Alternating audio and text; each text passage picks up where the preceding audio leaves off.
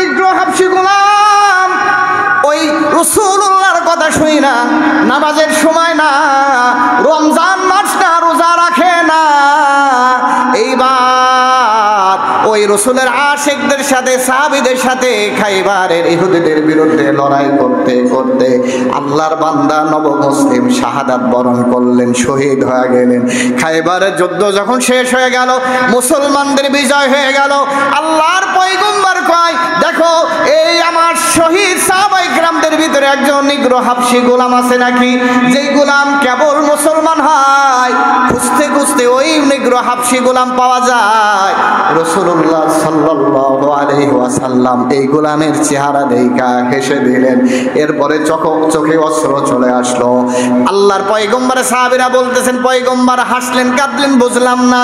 কয় এমন এক আজীব সাহাবী রে, মুসলমান হওয়ার পরে নামাজও পড়ে নাই, মুসলমান হওয়ার পরে দান সদকা করার সুযোগ পায় নাই, কিন্তু আমি দেখতেছি আল্লাহর বান্দা মুসলমান হওয়ার পরে আল্লাহর রাস্তায় জিহাদ করার কারণে আল্লাহর জান্নাত দিয়া ঘোরাঘুরি করতেছে।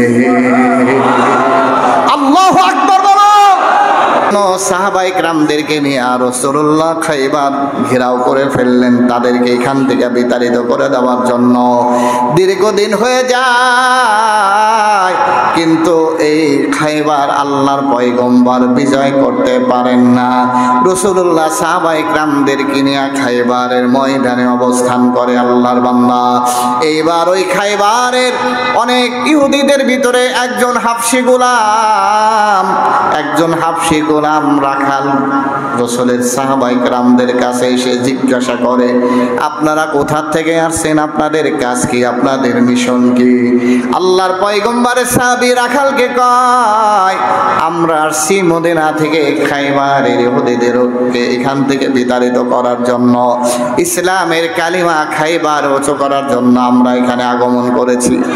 ওই রাখাল আল্লাহর পয়গম্বরের সাহাবীকে বলতেছে, আচ্ছা আপনাদের যিনি লিডার, আপনাদের যিনি প্রধান, উনি কি আপনাদের এখানে আসছেন? কয় হ্যাঁ, উনিও আমাদের সাথে এখানে আসেন। কয় তার দাওয়াত কি, তার মিশন কি, তার উদ্দেশ্য কি? আল্লাহর পয়গম্বরের সাহাবী রাখালকে বলছে তার মিশন হলো লা ইলাহা ইল্লাল্লাহ, তার মিশন হলো কালিমার দাওয়াত দেওয়া। কেউ যদি কালিমার দাওয়াত গ্রহণ করে মুসলমান হয়ে যায়, এরপরে নামাজ, এরপরে তার উপর যাকাত, এরপরে রোজা, এরপরে হজ, একটা একটা করে তার উপর বিষয়গুলো ফরজ হয়ে যায়। এইবার বলতেছে আমার মতো একজন রাখাল, কালো হাবশি গোলাম, আমি বকরি চড়াই, বকরি রাখাল, যার কারণে আমার শরীর দিয়া বকরির দুর্গন্ধ বের হয়, আমার চেহারা সুন্দর না, দেখতেও ভালো না। আমি কি তোমাদের ওই রাসূলের সাথে সাক্ষাৎ করতে পারবো? তোমাদের রাষ্ট্রপ্রধানের সাথে সাক্ষাৎ করতে পারবো? আল্লাহর নবী সাহাবী কয়, আমাদের পয়গম্বর তার সাথে সবাই সাক্ষাৎ করতে পারে। ওই রাসূলের দরবারে ধনী গরিব বলতে কোনো বিষয় নাই, ধনীরা এক পাশে, গরিবরা আর এক পাশে, ফর্সারা আর এক পাশে, আর কালো নিগ্র হাবশি গোলামরা আর এক পাশে, এইরকম কোনো সাবজেক্ট আমাদের রাসূলের দরবারে নাই। তাহলে কি করা যায়? কয় ওই রাসূলের দরবারে সবাই যাইতে পারে, সবাই মনের কথা বলতে পারে। নিগ্র হাবশি গোলাম রাসূলের দরবারে যাওয়ার জন্য সাহাবীকে বলতেছে, তাহলে আমাকে নিয়ে যাওয়া হলো রাসূলের দরবারে। লম্বা ইতিহাস এই সাহাবীর ব্যাপারে উল্লেখ করা হয়েছে, সংক্ষেপ করা হলো। এইবার আল্লাহর পয়গম্বরের কাছে যাওয়ার সাথে সাথে নিগ্র হাবশি গোলাম রাসূলের চাঁদ মাখা চেহারা দেখা তার ভিতরে যত প্রশ্ন ছিল সব প্রশ্নের উত্তর পেয়ে গেছে, হল হয়ে গেছে। এখন আর দেরি করতে চায় না। এবার বলে, পয়গম্বর আমারে আপনি কালিমা পয়রা মুসলমান বানায়া দেন। আল্লাহর পয়গম্বর বলে, গোলাম অগ্রসর হও, তুমি যদি কালিমা পয়রা মুসলমান হয়ে যাও, তোমারে বুকে জড়ায়া নেব, তোমার জন্য আল্লাহর জান্নাত রেডি আছে। জান্নাতের বর্ণনা শোনার পর কালো গোলাম কয়, পয়গম্বর আপনার মতো এত চাঁদের মতো সুন্দর মদিনার রাষ্ট্রপ্রধান আমার মতো নগণ্য ক্ষুদ্রতম এরকম একজন হাবশী গোলাম রে আপনি জড়ায় নিবেন, এটা তো আমার বিশ্বাস হয় না পয়গম্বর। আমার শরীর দিয়া দুর্গন্ধ আর আপনার শরীর দিয়া জান্নাতের ঘিরান পায়, আপনি আমারে জড়ায় ধরবেন? পয়গম্বর বলে, ও নিগ্রো গোলাম রে, হা হা হা, তুমি কালিমা পইরা মুসলমান হয়ে গেলে তোমারে আমি কোলাকুলি করবো, জড়া নেব। ঠিকই যখন কালিমা পইরা মুসলমান হয়ে গেলেন, আল্লাহর পয়গম্বর জান্নাতি সুঘ্রাণওয়ালা রাসূলুল্লাহ দেহ মুবারকের সাথে নিগ্রো হাবশী গোলাম যার শরীর দিয়া ছাগলের দুর্গন্ধ বের হয়, জড়া দইরা বলতেছে, ও আল্লাহর বান্দা, তুমি এতদিন ছিলে জাহান্নামের লাকড়ি, কালিমা পইরা মুসলমান হওয়ার কারণে এখন থেকে তুমি আল্লাহর জান্নাতের বান্দা হয়ে গেছো।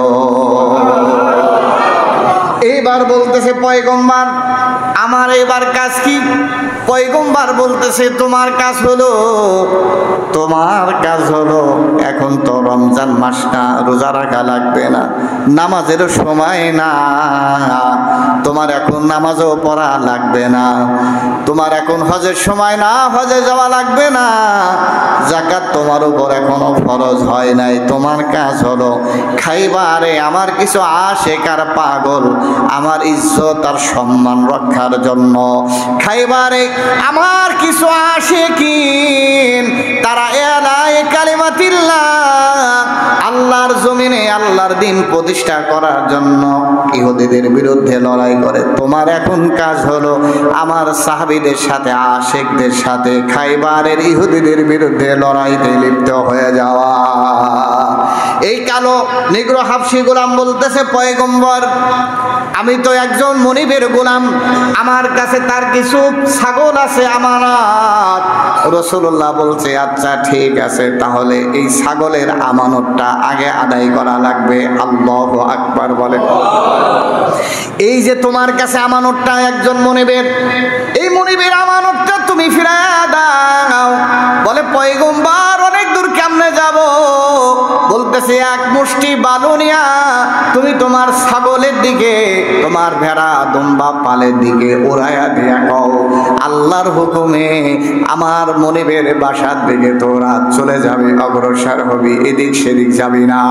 আল্লাহর পয়গম্বরের ওই নব মুসলমান নিগ্রো হাবশী গোলাম এক মুষ্টি বালু নিয়া ছাগলগুলোর উপরে ছিটায় দিয়া কয়, যা। দেখলো আমি কত দূর অগ্রসর হইয়া দেখলাম ওই নিগ্রো হাবশী গোলাম কয়, আমার যে মনিবের ছাগলগুলা যারা আমার মনিবের বাসার দিকে এমন ভাবে যায়, আমি সাথে থাকলে যেভাবে যায় ওইভাবে চলে যাচ্ছে, আমার আর টেনশন নাই, আমার সাথে যাওয়া লাগবে না। আমার মনের রসুলের কথার উপর একেনার বিশ্বাস হয়ে গেল যে রসুল বলছে ছাগল বাসায় চলে যাবে, আমার তার পিছনে যাওয়া লাগবে না। সুবহানাল্লাহ। ছাগলগুলো মনিবের বাসায় চলে গেল। এই